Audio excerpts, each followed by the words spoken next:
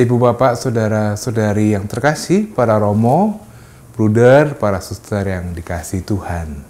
Berjumpa lagi dengan Api Karunia Tuhan, Jilid 2, episode ke-10. Melanjutkan pembahasan dalam episode berikutnya, Bapak Kardinal mengajak kita untuk melihat lagi secara khusus skema maupun dinamika yang ditampilkan oleh Injil Matius. Sangat menarik bahwa ternyata ada 9 kisah mujizat yang ditulis dan dicantumkan oleh penulis Injil Matius dan dicantumkan persis setelah sabda bahagia. Ada 3 seri mujizat, masing-masing 3 peristiwa, diberikan selingan. Seri kedua 3 kisah mujizat diberikan selingan lagi, dan terakhir seri ketiga kisah mujizat lagi.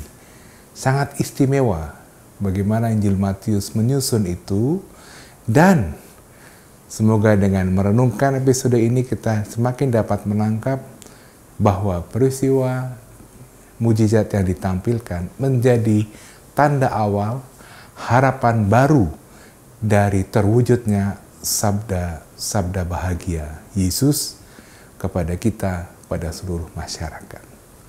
Karena itu selamat mendengarkan, selamat merenungkan, dan selamat berdoa.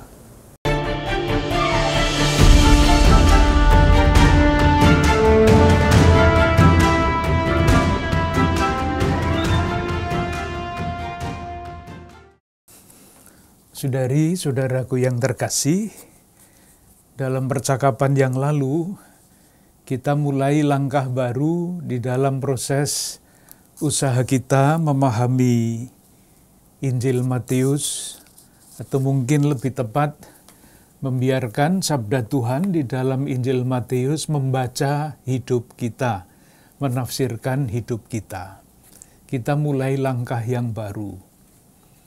Sebelumnya, langkah-langkah sebelumnya, percakapan kita terpusat atau lebih banyak berbicara mengenai kekurangan atau kelemahan di dalam diri manusia, di dalam diri gereja, baik gereja besar maupun gereja kecil yang adalah kita masing-masing. Di dalam rangka tentu saja untuk sampai kepada pengenalan diri kita yang benar.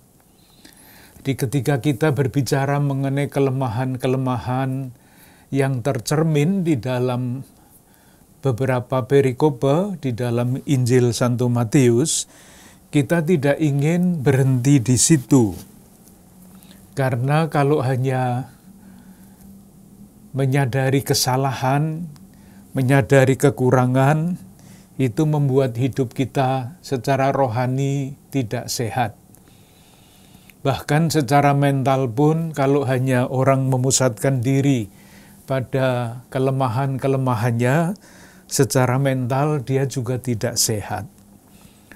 Oleh karena itu, dan ini saya anggap penting, ketika kita mencoba untuk menyadari kelemahan-kelemahan diri kita sendiri, kita ingin sampai kepada pengenalan diri kita yang benar. Ketika pengenalan diri kita itu benar, jalan tidak tertutup, tetapi jalan itu terbuka. Terbuka terhadap apa?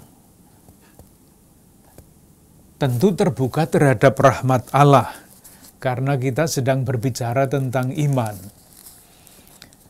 Ketika kita sadar bahwa kita ini lemah, maka sekali lagi, ketika pengenalan diri kita itu benar tentang kelemahan kita, bukannya kita menyalahkan diri, lalu putus asa dan sebagainya, tetapi sebaliknya kita menjadi semakin terbuka terhadap kuasa Allah yang dapat membebaskan kita dari kelemahan-kelemahan kita. Kita sudah melihat contoh-contoh dari teks-teks kitab suci, khususnya pribadi-pribadi.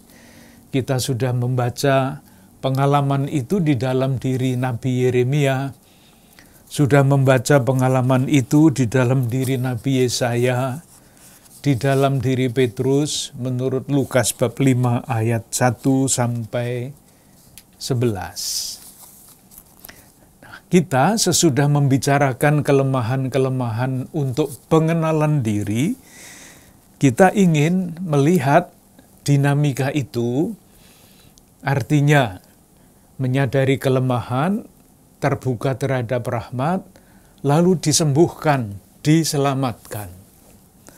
Kita ingin mendalaminya di dalam Injil Matius bab 8 sampai bab 9. Kita sampai di situ di dalam percakapan kita yang lalu dengan beberapa pengantar. Yang pertama, catatan umum mengenai Matius bab 8 sampai bab 9. Di dalam Injil Matius, bab 8 dan bab 9 itu isinya mukjizat-mukjizat. Di dalam Injil yang lain, Injil Markus dan Matius, kisah mukjizat yang sama itu diceritakan juga. Tetapi, di dalam Injil Matius ada sesuatu yang istimewa. Mukjizat-mukjizat itu disusun secara sangat rapi. Kalau di dalam Injil yang lain, mukjizat itu tersebar di bab ini, di bab itu, berbeda-beda babnya, tempatnya di dalam Injil. Di dalam Injil Matius dikumpulkan menjadi satu pada bab 8 dan bab 9 itu. Bukan hanya jadi satu, tetapi disusun dalam 3 seri. Jadi ada 9 mukjizat, masing-masing terdiri dari ada 9 mukjizat yang dijadikan 3 seri, dan masing-masing seri terdiri dari 3 mukjizat. Jadi 9 menjadi 3 bagian, dan masing-masing bagian terdiri dari 3 mukjizat. Di antara seri pertama dan seri kedua ada selingan. Demikian juga antara seri kedua dan ketiga ada selingan. Dan sesudah seri yang ketiga ada yang namanya rangkuman. Itu arti rapi yang pertama, disusun secara rapi.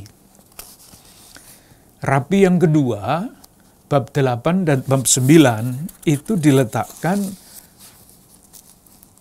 sesudah khotbah di bukit. Yang di dalam Injil Matius kita temukan pada bab 5 sampai dengan bab 7. Tentu sesudah bab 5 dan bab 7 lalu disusul bab 8 dan bab 9. Muncul pertanyaan dalam rangka ilmu tafsir kitab suci. Pertanyaannya begini, mengapa Injil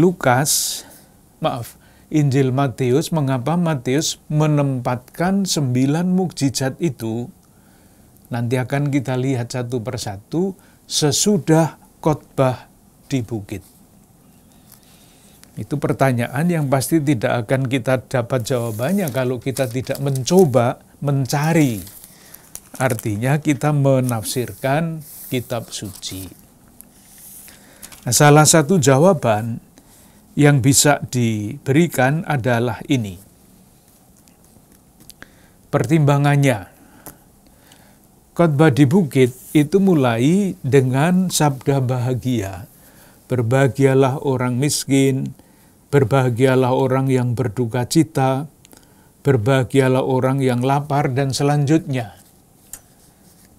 Sabda namanya sabda bahagia. Tetapi bagi pembaca kita sekarang atau pembaca pada umumnya, apakah itu indikator dari kebahagiaan? Kalau kita miskin, kalau kita lapar, dan sebagainya. Jawabannya pasti bukan. Lalu bagaimana kita bisa mengatakan atau bisa menghayati sabda ini sebagai orang beriman? Berbahagialah orang yang miskin. Susah kan?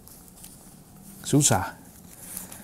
Apalagi kemudian di dalam bab 5 ayat 48, rangkuman dari bab 5 itu bunyinya begini, "Karena itu haruslah kamu sempurna sama seperti Bapamu di surga sempurna." Bisa apa tidak menjadi sempurna seperti Bapa? Kita itu makhluk, Bapa itu pencipta. Menjadi sempurna seperti Bapa itu rasa-rasanya sangat susah, kalau tidak mustahil. Jadi ada masalah. Ada cita-cita dipasang, berbahagialah orang lapar, berbahagialah orang miskin, hendaklah kamu sempurna seperti Bapamu sempurna di surga. Dipasang cita-cita itu. Di lain pihak sudah kita lihat realitas manusia yang isinya adalah kelemahan-kelemahan. Bisa dipahami ya antara antara cita-cita, harapan, dan realitas. Maka pertanyaannya adalah, bagaimana kita yang realitasnya seperti ini dapat memahami dan menghayati cita-cita mulia dan sangat luhur itu? Jawabannya lalu sederhana. Dengan kekuatan manusia sendiri, kita tidak mungkin sampai kepada kebahagiaan seperti yang disampaikan oleh Yesus dalam sabda bahagia itu. Tidak mungkin. Lalu, apakah sabda bahagia itu realistis apa enggak? Sangat realistis. Caranya bagaimana ya sampai ke sana? Lah itulah mukjizat-mukjizat yang dilakukan oleh Yesus pada waktu itu adalah lambang atau awal dari mukjizat-mukjizat penyelamatan yang selalu dilakukan oleh Yesus. Moga-moga garis besarnya jelas. Garis besarnya seperti itu, lalu nanti kita masuk di dalam teks-teks kitab suci. Jadi ada cita-cita bahagia seperti ini, realitasnya seperti ini. Pertanyaannya bagaimana sampai ke sana, dari realitas sampai ke cita-cita itu. Kekuatan manusia sendiri tidak mungkin. Yang dituntut dari manusia adalah keterbukaan terhadap kuasa Allah yang membuat yang tidak mungkin menjadi mungkin. Jadi intinya kita yang lemah-lemah ini diharapkan dapat berseru seperti orang kusta yang nanti masih akan kita lihat. Orang kusta, mukjizat penyembuhan orang kusta itu, orang kusta mengatakan begini, "Kalau engkau mau, engkau dapat menyembuhkan aku." Ini seruan orang kusta. Harapannya kita yang membaca kisah ini dan menyadari keadaan kita yang lemah itu juga berseru seperti orang kusta. "Tuhan, kalau engkau mau, engkau dapat menyembuhkan aku dari segala macam kelemahan manusia ini." Atau seperti perwira yang nanti juga akan kita baca kisahnya, bisa berkata begini, "Bersabdalah saja, tentu hamba-Mu akan sembuh." Itu ungkapan kerinduan untuk disembuhkan oleh Tuhan, karena menyembuhkan diri sendiri tidak mungkin. Intinya itu, dan sekarang kita hanya akan melihat ilustrasi dari 9 mukjizat yang tadi sudah kita sebut. Akan kita lihat apakah memang di dalam ke-9 mukjizat itu ada keadaan lemah, ada keterbukaan ketika kesadaran akan yang lemah, akan kelemahan ini kesadaran yang benar, lalu muncul keterbukaan untuk disembuhkan. Tanda petik dalam arti yang sangat luas. Dan ketika ada keterbukaan itu, orang disembuhkan.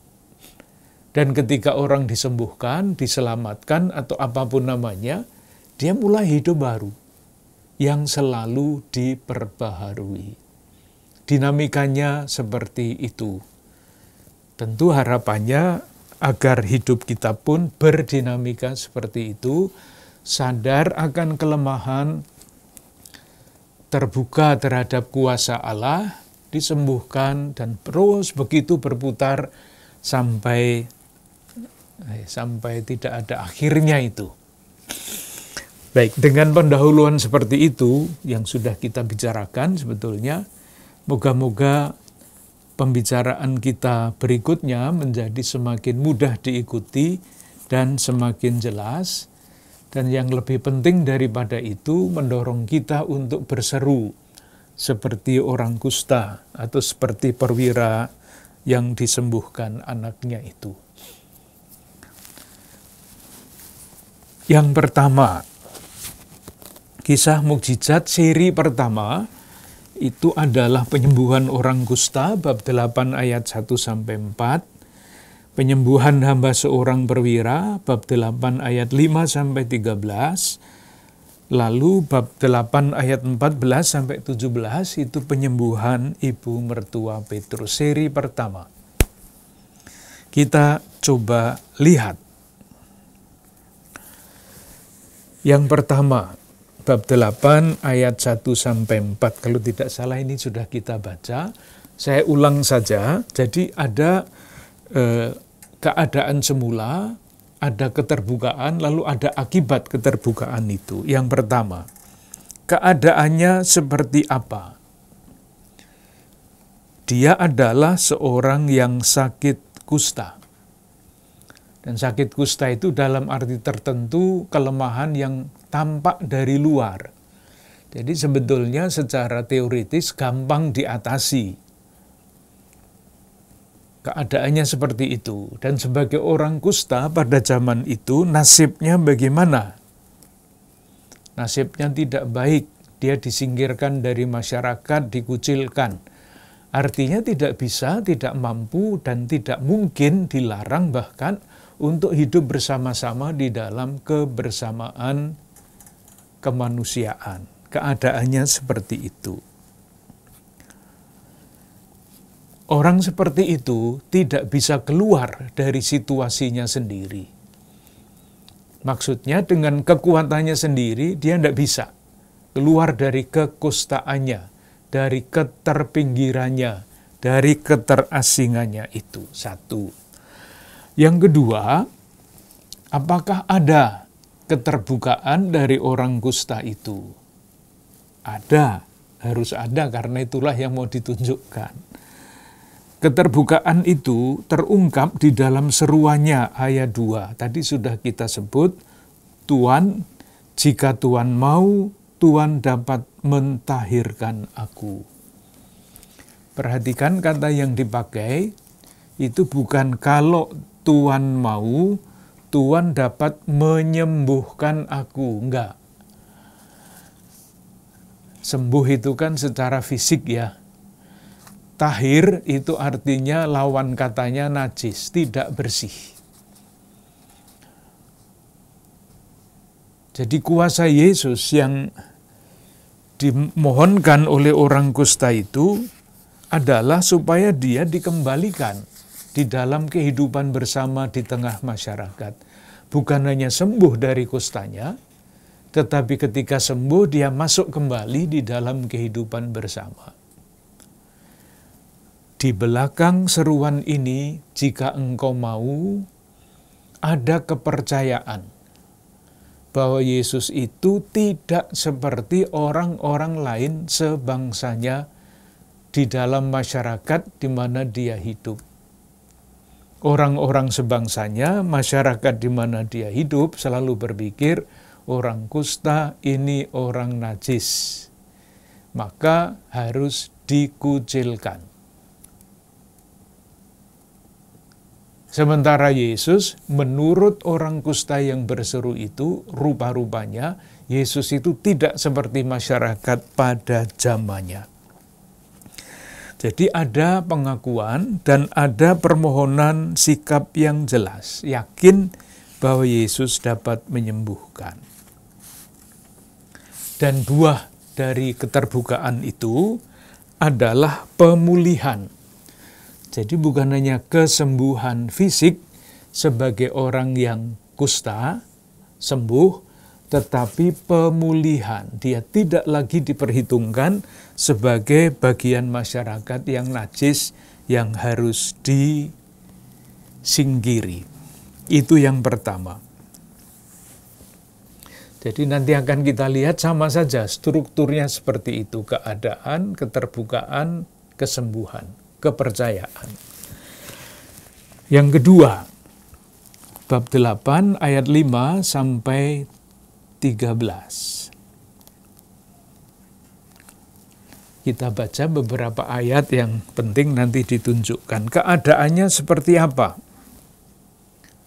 Keadaan yang akan disembuhkan itu hamba seorang perwira. Dikatakan pada ayat 6. Ayat 5, ketika Yesus masuk ke Kapernaum, datanglah seorang perwira mendapatkan dia dan memohon kepadanya, "Tuan, hambaku terbaring di rumah karena sakit lumpuh, dan dia sangat menderita." Rumusannya seperti itu, lumpuh ya lumpuh, tidak bisa apa-apa. Sangat menderita. Dia tidak bisa kembali, tidak bisa keluar dari situasi itu atas kekuatannya sendiri. Di sini ada unsur yang baru. Bukan orang yang sakit bersangkutan yang berseru kepada Yesus, tetapi perwira yang dia kan hamba perwira. Yang berseru adalah perwiranya, bukan hambanya itu sendiri. Ini sesuatu yang baru karena nanti kita bisa berbicara panjang mengenai peran orang lain di dalam tanda petik kesembuhan itu. Kalau sendiri tidak bisa, lalu orang lain yang akan menolong. Dikatakan di dalam ucapan tadi, ayat 6, itu sebetulnya adalah suatu ungkapan keterbukaan. Keterbukaan itu buah dari mana? Pengenalan diri dari perwira di Kapernaum itu. Kesadaran diri perwira itu ada pada ayat 8 dan ayat 9. Tetapi jawab perwira itu kepadanya, "Tuan, aku tidak layak menerima Tuan di dalam rumahku. Katakan saja sepatah kata, maka hambaku itu akan sembuh." Ungkapan keyakinan. Keyakinan itu diperoleh dari mana? Dari penggambaran ayat 9. "Sebab aku sendiri seorang bawahan, dan di bawahku ada pula prajurit. Jika aku berkata kepada salah seorang prajurit itu pergi, maka ia pergi. Dan kepada seorang lagi datang, maka ia datang. Ataupun kepada hambaku kerjakanlah, maka ia akan mengerjakannya." Itu pengenalan diri perwira Kapernaum. Pengenalan diri dari si orang yang sakit lumpuh itu jelas. Dia tidak bisa buat apa-apa, lumpuh, menderita. Keterbukaannya sudah terungkap tadi pada ayat 6, kemudian ayat 8, "Aku tidak layak," dan sebagainya. Lalu pengakuan Yesus atas iman perwira di Kapernaum itu diungkapkan pada ayat 10.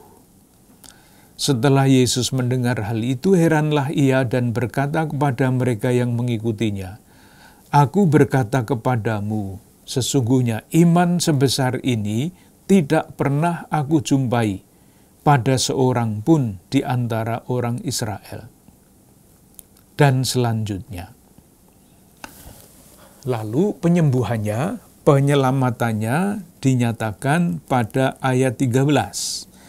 Lalu Yesus berkata kepada perwira itu, "Pulanglah dan jadilah dan jadilah kepadamu seperti yang engkau percaya. Maka pada saat itu juga sembuhlah hambanya. Orang yang disembuhkan berkat kepercayaan orang lain. Kembali lagi strukturnya sama, kelemahan, keadaan yang tidak bisa ditolong sendiri, keterbukaan, kepercayaan, dan kepercayaan khas di sini, kepercayaan orang lain, sembuh. Artinya sembuh apa? Ia dapat kembali masuk ke dalam lingkup yang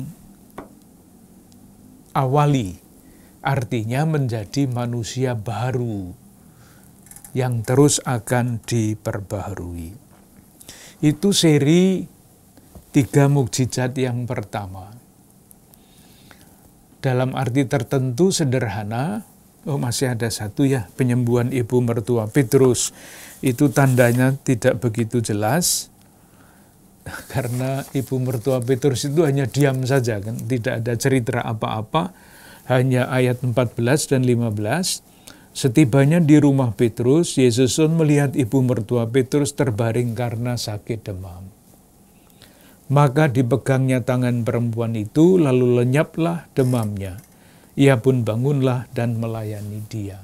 Ketika unsur itu ada di dalam kalimat pendek ini, tidak sejelas seperti 2 kisah mukjizat sebelumnya.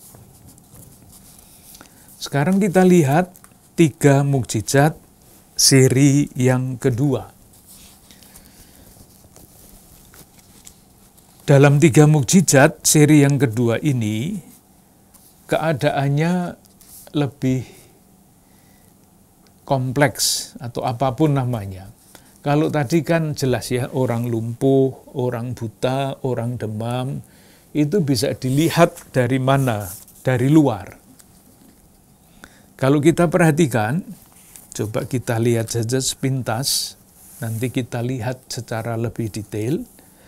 Mukjizat yang pertama itu dilakukan oleh Yesus berkaitan dengan angin ribut yang diredakan. Lah, angin ribut itu kan di luar kemampuan manusia. Siapa yang bisa meredakan angin ribut? Pawang hujan mungkin ya, tapi kan tidak selalu berhasil. Angin ribut di dalam perjanjian lama sekurang-kurangnya adalah ungkapan atau wujud dari kekuasaan gelap, kekuasaan setan. Karena belum bisa menjelaskan angin ribut itu datangnya dari mana dan sebagainya. Pada waktu itu tidak ada penjelasan seperti itu. Ilmunya belum sampai. Maka kalau ada angin ribut itu artinya kacau balau. Dan semua yang membuat kacau balau itu stempelnya adalah kuasa setan. Di atas kuasa manusiawi. Kemudian yang kedua, bab 8 ayat 28 sampai 34. 2 orang yang kerasukan setan. Setan lagi di luar kemampuan manusia. Yang ketiga, itu orang lumpuh disembuhkan. Tetapi ini bukan orang lumpuh yang biasa. Kalau nanti dibaca pada ayat 2, kata-kata Yesus, ketika Yesus melihat iman mereka, berkatalah kepada orang lumpuh itu, percayalah hai anakku, dosamu sudah diampuni. Jadi kalau seri pertama, 3 mukjizat seri pertama itu berkaitan dengan sakit-sakit biasa, ini mukjizat yang ketiga, ya seri kedua yang terdiri dari 3 mukjizat ini tidak menyangkut kekuatan yang biasa, tetapi kekuatan di atas kemampuan manusia. Angin ribut, setan, dosa. Coba kita lihat apa yang kita baca di sini. Apakah 3 sikap tadi sama saja atau ada variasinya? Ada variasinya. angin ribut diredakan. Keadaannya seperti apa? Keadaannya terungkap pada ayat 25, bab 8, ayat 25. Maka datanglah murid-muridnya membangunkan dia, katanya, Tuhan, tolonglah kita binasa. Artinya usaha apapun untuk menyelamatkan diri tidak akan dapat terlaksana.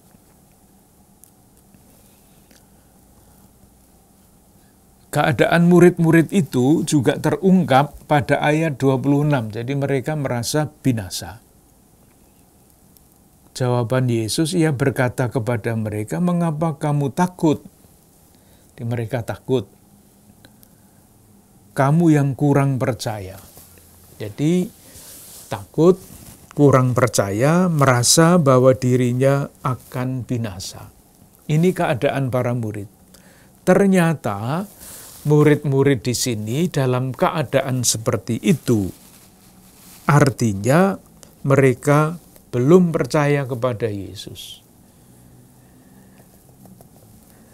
Belum mengenal Yesus secara benar. Sementara orang lain yang bukan murid-murid itu, ada pada ayat 27, dan heranlah orang-orang itu, katanya, orang apakah dia ini, sehingga angin dan danau pun taat kepadanya. Orang lain itu mengungkapkan keyakinan di dalam bentuk pertanyaan. Pengakuan kan tidak perlu selalu harus di dalam kalimat berita, kalimat informatif, tetapi juga bisa di dalam bentuk seperti ini. Pertanyaan yang tidak langsung, jawabannya jelas. Orang apakah dia ini, sehingga angin dan danau pun taat kepadanya. Semua orang tahu pada zaman itu bahwa yang berkuasa untuk meredakan angin, untuk mengendalikan danau, itu hanya yang mempunyai kekuatan ilahi. Para murid kurang percaya. Dan akhirnya pada ayat berapa? 26 bagian kedua, bangunlah Yesus menghardik angin itu, angin dan danau itu, maka danau itu menjadi teduh sekali. Jadi angin dan danaunya dihardik. Itu sama dengan mengusir setan. Itu yang pertama. Jadi kuasa Yesus yang sama seperti kuasa Allah sendiri. Dan itu murid-murid kurang percaya. Masih terus nanti akan dididik sampai berhasil pendidikannya. Yang kedua, 2 orang yang kerasukan setan. Ayat 28. Jadi keadaannya seperti apa? Kita lihat.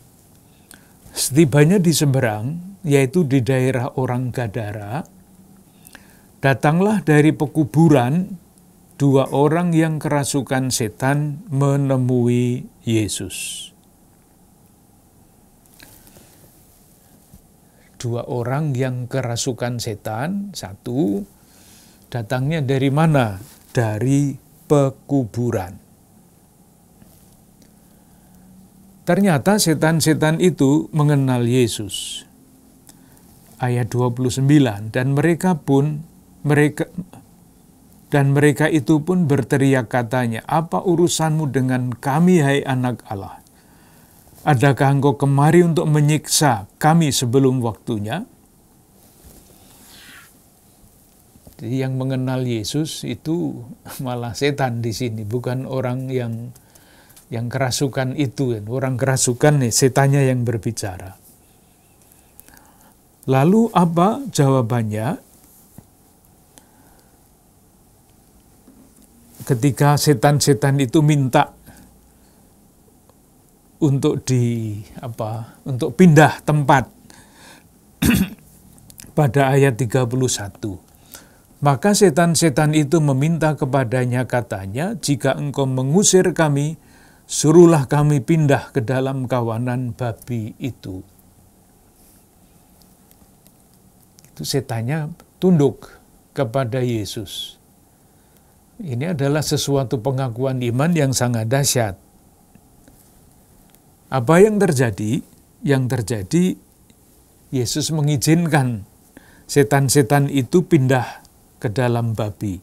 Yesus berkata kepada mereka, pergilah, lalu keluarlah mereka dan masuk ke dalam babi-babi itu. Maka terjunlah seluruh kawanan babi itu dari tepi jurang ke dalam danau dan mati dalam air. Lalu ada pengakuan. Ada beberapa hal yang mungkin baik untuk direnungkan secara simbolik ya. Yang pertama, orang itu kerasukan setan. Tidak bisa mengusir setannya sendiri. Tak berdaya, lemah. Yang kedua, kelemahan itu digambarkan dengan sangat simbolik. Mereka berdua hidupnya tidak di kampung, mereka hidupnya di kuburan. Kuburan itu kan tempatnya orang mati. Secara simbolik digambarkan, kuasa setan atas kedua orang itu sudah begitu kuat. Mereka tidak bisa lagi keluar dari kungkungan setan itu, sehingga sudah seperti orang mati, tidak bisa apa-apa. Babi di lingkungan masyarakat Yahudi, babi adalah binatang najis. Dan babi-babi itu kenapa digembalakan di sana? Nah, jawabannya ada pada ayat 28. Setibanya di seberang, di daerah orang Gadara. Orang Gadara itu bukan orang Yahudi, maka mereka memelihara, mengembalakan babi. Jadi selain binatang najis, ini adalah simbolik dari lingkungan yang bukan Yahudi. Mukjizatnya apa? Jelas sekali. Semula kedua orang itu hidup di kuburan, artinya seperti orang mati yang tidak mempunyai apa-apa lagi, tidak mempunyai hidup, tidak punya harapan, seutuhnya dikuasai oleh setan, keluyuran di kuburan, sekarang dikembalikan, keluar dari kuburan, masuk ke dalam dunia orang hidup, di dalam lingkaran manusiawi. Kembali lagi, strukturnya sama, keadaan tak berdaya katakanlah karena kelemahan, pengakuan iman, dan kemudian kesembuhan artinya dipulihkan. Yang ketiga, orang lumpuh. Bab 9 ayat 1-8. Keadaannya sama, lumpuh, dan bukan lumpuh biasa, tampak di dalam kata-kata Yesus, percayalah hai anakku, dosamu sudah diampuni. Dosa, dikuasai oleh dosa menjadi lumpuh. Kembali lagi, yang berperan menyembuhkan di sini, selain Yesus yang mempunyai kuasa, adalah jasa dari orang lain. Ayat 2, maka dibawa oranglah kepadanya seorang lumpuh yang terbaring di tempat tidurnya. Lalu, nah ini yang menarik, kuasa apa yang digunakan oleh Yesus terhadap orang lumpuh itu? Bukan kuasa menyembuhkan secara fisik, tetapi kuasa untuk mengampuni dosa.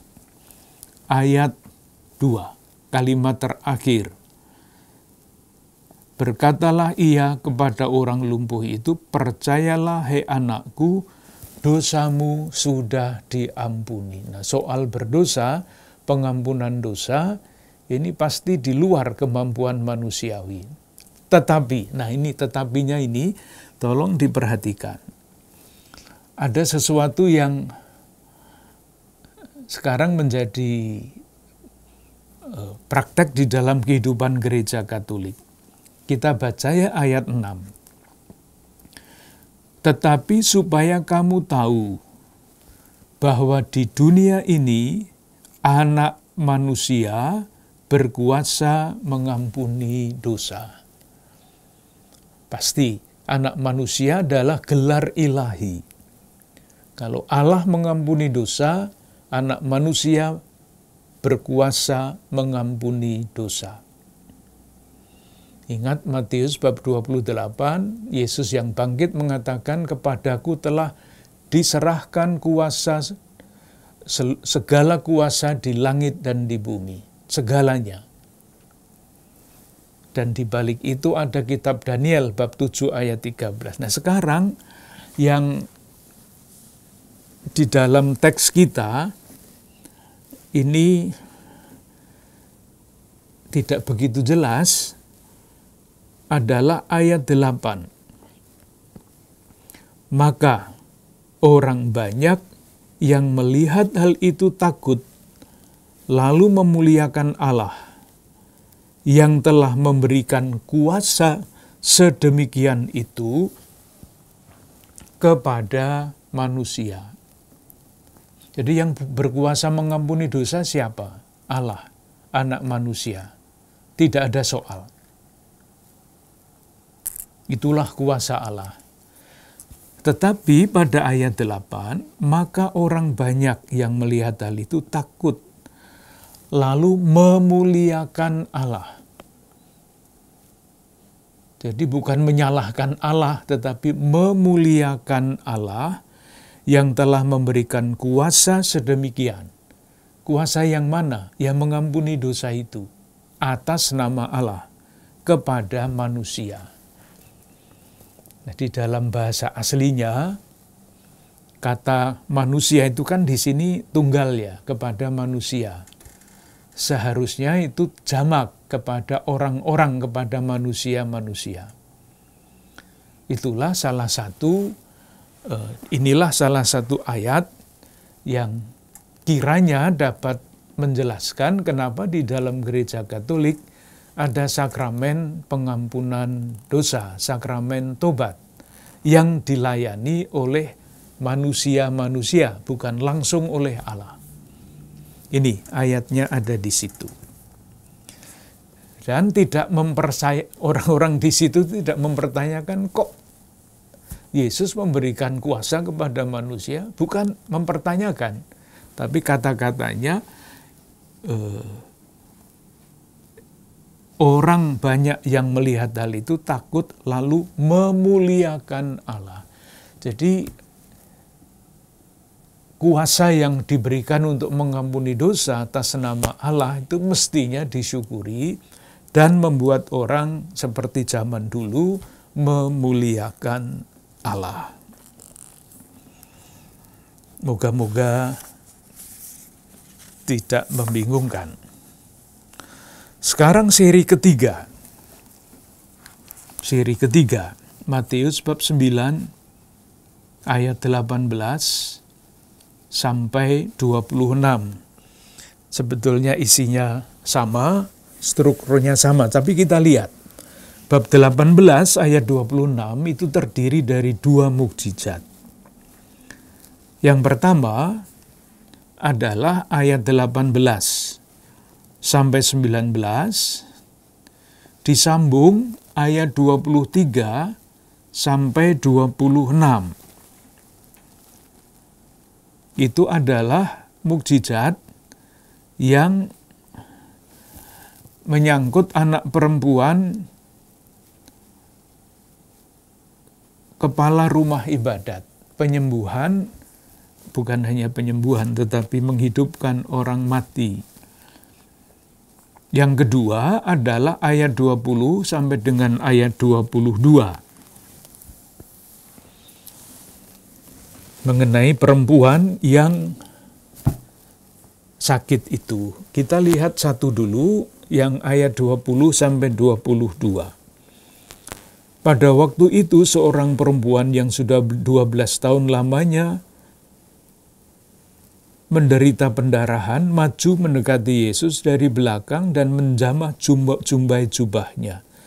Karena katanya dalam hatinya, asal ku jamah saja jubahnya, aku akan sembuh.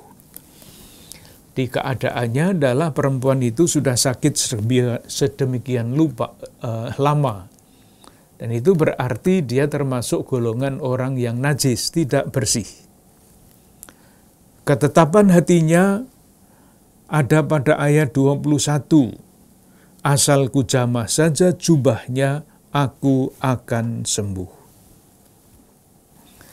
Lalu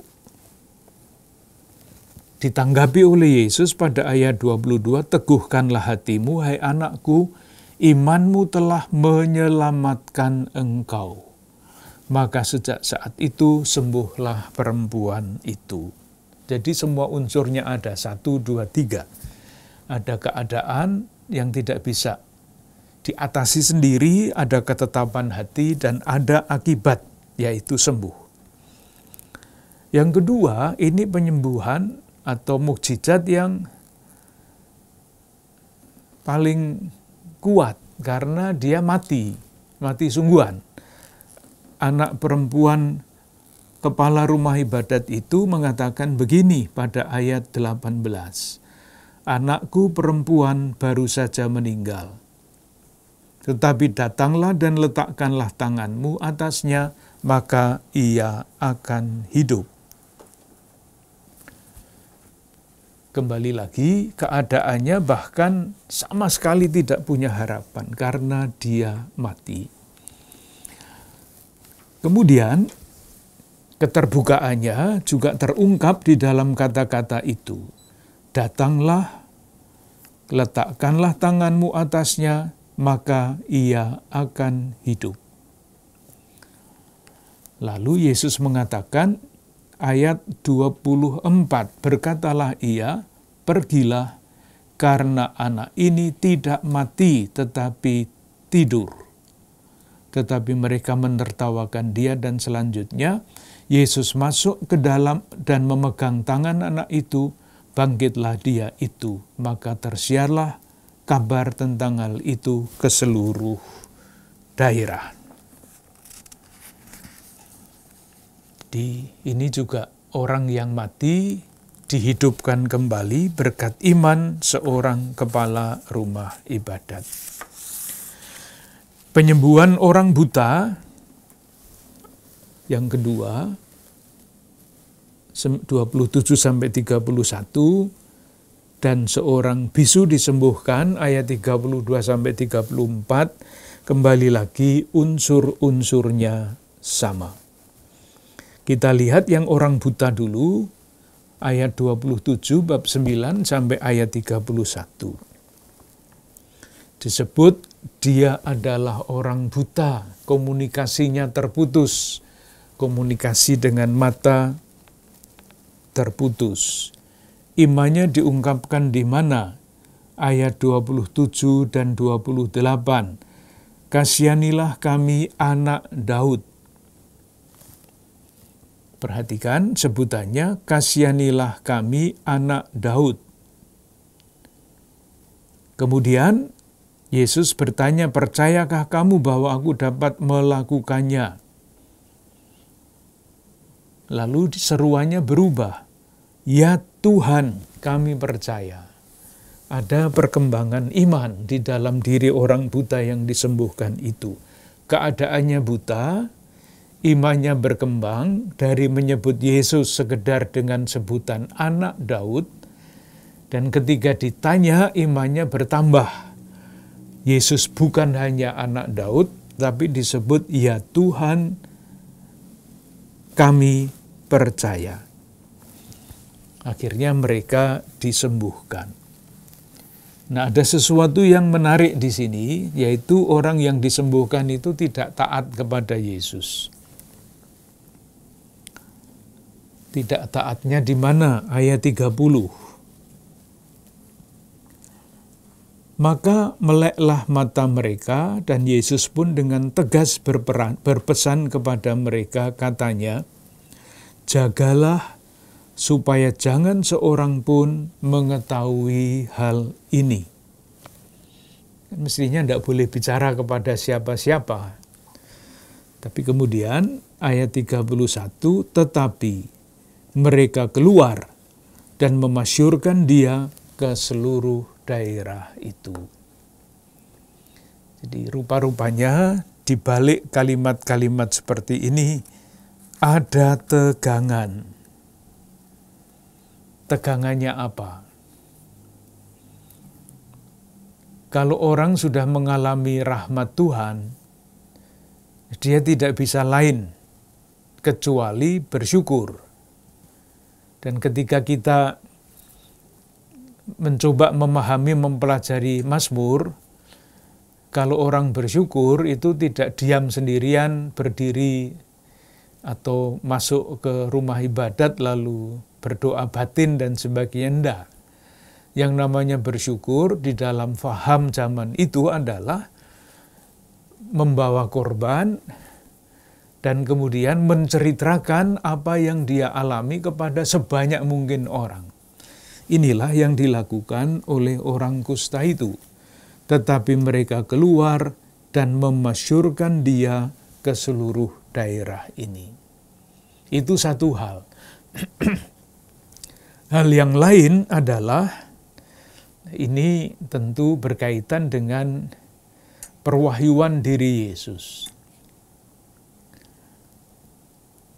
Perwahyuan diri Yesus itu puncaknya nanti, baru nanti, ketika Yesus wafat di kayu salib. Itu puncak perwahyuan Yesus. Jadi tidak lewat mukjizat-mukjizat awal ini. Itu bukan puncak, itu baru tanda. Nanti kalau orang melihat atau berpikir bahwa perwahyuan Yesus itu di dalam mukjizat-mukjizat ini, mereka bisa salah. Seperti Petrus pun salah kan, ketika Yesus bicara tentang kematiannya, enggak boleh, kalau perlu saya mati untuk Anda. Tuh, faham yang masih salah. Ketika Yesus bicara mengenai kematiannya, ada reaksi dari murid-murid. Yesus mengatakan, jangan katakan ini kepada siapa-siapa duluan. Belum waktunya. Maka kalau di sini dikatakan, jagalah supaya jangan seorang pun mengetahui hal ini. Yesus ingin menyembunyikan diri dulu supaya tidak disalahfahami. Maksudnya itu. Jadi di sini ada dua hal. Dari satu pihak, dua orang kusta yang tidak bisa lain kecuali bersyukur. Dan bersyukur itu artinya bersaksi atas pengalamannya akan penyembuhan itu. Dari lain pihak, ada rencana penginjil yang masih ingin Yesus menyembunyikan diri. Jangan bilang macam-macam dulu tentang Yesus, nanti pada waktunya. Kalau Yesus sudah selesai dengan tugasnya, dan itu artinya mati di kayu salib, pada waktu itu perwahyuan akan menjadi penuh, dan itulah waktunya untuk menyatakan siapa Yesus kepada dunia. Jadi, kesimpulannya apa? Kesimpulan yang tadi saya katakan mesti diingat, kelemahan kita dibantu untuk menyadarinya. Untuk kita sadari berkat perumpamaan, kisah-kisah yang diceritakan di dalam Matius. Harapannya supaya kita tidak sombong di hadapan Tuhan, tetapi tahu diri, mengenal diri, kita adalah manusia lemah. Pengenalan yang benar tidak untuk menyalahkan diri, tidak untuk menjadi orang merasa diri tak berharga, dosanya terlalu berat dan sebagainya, bukan itu. pengenalan diri yang benar, mempercayakan diri kepada Allah. Ketika kita mempercayakan diri kepada Allah, keterbukaan kita untuk disembuhkan, maka penyembuhan itu akan terjadi. Kalau penyembuhan itu akan terjadi, maka sabda bahagia, berbahagialah orang yang lapar, berbahagialah orang yang miskin, itu akan dipahami. Moga-moga diterima. Karena maksudnya bukan lapar dalam arti fisik, tetapi ada macam-macam yang bisa dipahami yang harus dijelaskan. Tetapi untuk dapat memahami sabda bahagia itu, orang mesti dibebaskan dari kelemahan-kelemahannya dulu, cara berpikirnya disembuhkan, cara berpikirnya diselamatkan, sehingga terbuka. Dan dalam keterbukaan itu, panggilan untuk menjadi sempurna seperti Bapa di surga sempurna, itu menjadi keyakinan, dapat menjadi keyakinan dan dapat dijalani. Dan nanti atau sudah berkali-kali kita bicarakan, itulah yang kemudian dirumuskan di dalam ajaran resmi gereja. Panggilan kita adalah menuju kesempurnaan hidup Kristiani. Tapi itu hanya mungkin dijalani kalau ada keterbukaan, kepercayaan kepada Yesus, kepada Tuhan yang dapat menyembuhkan kita. Untuk sementara itu dulu, nanti kesimpulannya akan kita bicarakan dalam percakapan selanjutnya, lalu kita memulai sesuatu yang baru lagi. Terima kasih.